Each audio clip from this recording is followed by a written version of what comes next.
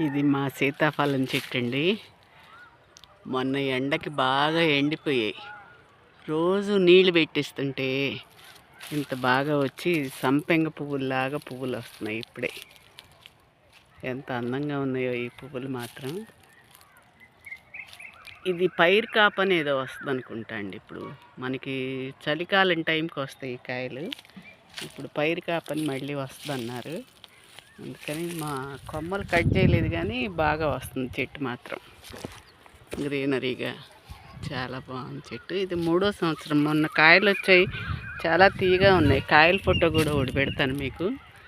ఈ చెట్లు జామ తోటలోనే వేసామండి. అప్పుడు ఒక 50 చెట్లు ఉన్నాయి. ఇవైతే మాత్రం ఇవంతా బాగా చిగురొచ్చి నేను వచ్చేసరికి అసలు చచ్చిపోతాయి అనుకున్నాను. ఈ మొక్కలన్నీ బాగా వచ్చింది.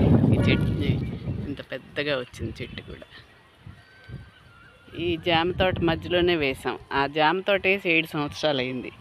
అందుకని అవి పోతాయేమో అని చెప్పి మధ్యలో వేసామండి. ఇవి బాగానే ఉన్నాయి చెట్లు, బాగా వస్తున్నాయి కూడా.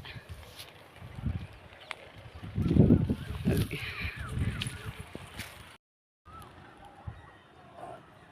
ఇది చక్కగా హైట్గా కొమ్మలు కత్తిరించినట్టున్నారు. ఆ తర్వాత ఇది మాత్రం భలే పెరిగింది సీతాఫలం చెట్టు.